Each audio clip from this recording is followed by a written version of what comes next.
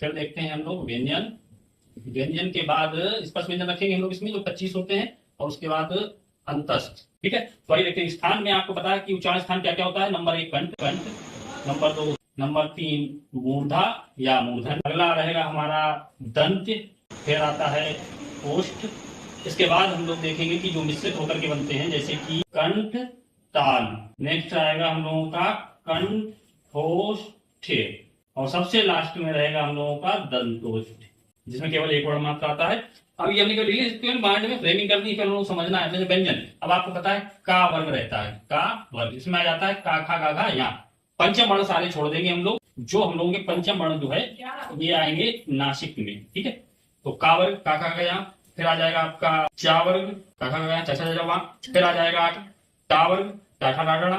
फिर दंत में आ जाएगा आपका ता वर्ग ता था दाधा ना, लेकिन पंचम छोड़ते जाएंगे। और लास्ट में ओष्ठ में आ जाएगा। तो पांचों वर्ण जो है वर्ग, का वर्ग, चा वर्ग, टा वर्ग, कंठ, तालु, मूर्धा। पांचों वर्ग हम लोगों के आगे कंठ, तालु, मूर्धा, दंत और ओष्ठ। इसके पंचम वर्ण शेष रह गए हैं, यानी कि का खा गा घा या रह जाता है, यानी कि या। जैसे चा छा जा जा वा।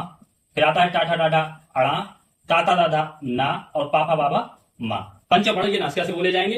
इसके बाद पंचम वर्ण के साथ हम लोग अब आते हैं अंतस्थ पे। अंतस्थ के लिए हम लोग याद रखेंगे, पहला कालम कंठ का छोड़ देंगे और फिर तालु से लिखेंगे या रा ला। या रा ला, यानी तालु से या बोला जाएगा, मूर्धा रा से, और दंत से ला। और फिर हम लोग दंतोष्ठ पर सीधा आएंगे, या रा ला, और फिर सीधे दंतोष्ठ पर वा, यानी दंतोष्ठ से बोला जाएगा वा।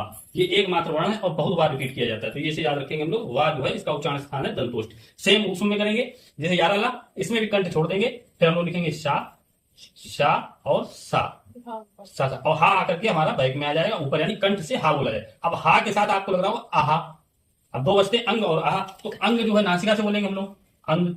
ठीक है, और आहा जो है ये कंठ में आ जाएगा। तो अंतस्थ हो गए, स्पर्श व्यंजन 25 हो गए हम लोगों के, अंतस्थ और ऊष्म हो गए। हुआ ये जो है दंतोष्ठ में चला गया। अब आते हैं हम लोग स्वर पे। स्वर के लिए हम लोग क्या करेंगे, लिखेंगे आ आ, क्रमशः लिखते चलेंगे आ आ ई।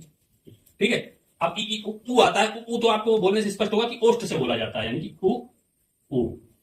मूर्धा में आ जाएगा फिर री और ऋ। ठीक है, और दंत में जैसे कि ला है, तो दंत को खाली नहीं छोड़ेंगे हम लोग, इसमें लिख लेंगे लिरी। ठीक है, तो आ आ ई री री री उ उ। अब बचता है आपका ए ऐ और ओ ओ, इसको क्रमशः लिख लेंगे ए ऐ और ओ औ।